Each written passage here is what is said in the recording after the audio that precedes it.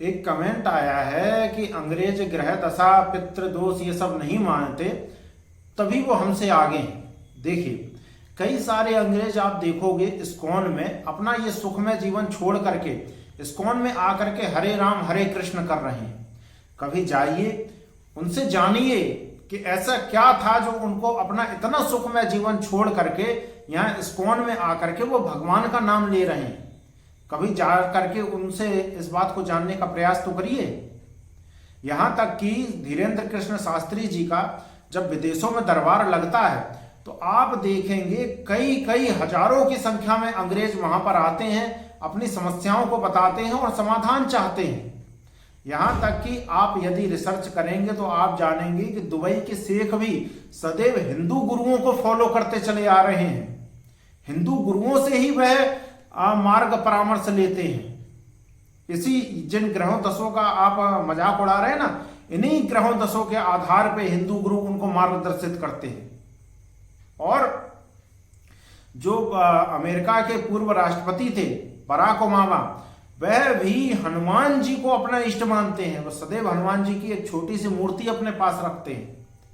तो कहने का अर्थ है कि सनातन ही सत्य है, परंतु दुर्भाग्यवश अब हमारे लोग भटक रहे हैं और जो भटके हुए पूर्व के लोग थे वो मार्ग पर लौट रहे हैं। वो जान रहे हैं क्योंकि वो पहले भटक चुके हैं। वो इस चकाचौंध भरी दुनिया को देख चुके हैं।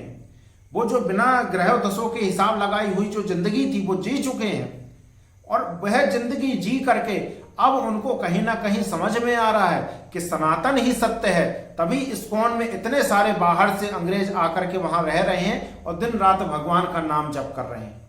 तभी धीरेन्द्र कृष्ण शास्त्री जी के दरबार में इतने सारे अंग्रेज आते हैं अपनी समस्या का समाधान पाने के लिए। यहां तक कि कई लोग हमसे भी जुड़े हुए हैं जो बाहर से फोन के माध्यम से ही अपना समाधान ले रहे हैं और उनको लाभ भी हो रहा है। ये जो लोग हमारे ही धर्म के होकर के हमारे धर्म का मजाक उड़ाते हैं कि ये सब बातें झूठी हैं, ये अभी उन भटके हुए अंग्रेजों की तरह ही हैं।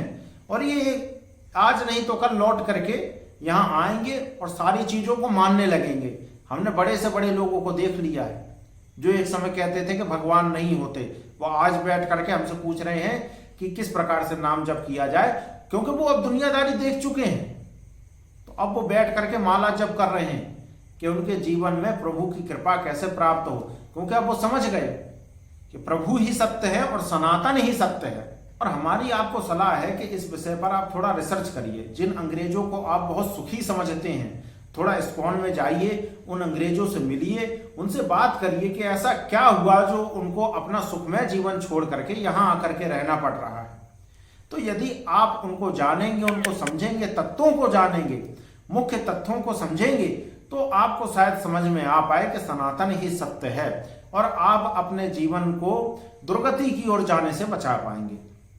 बोलिए सीताराम।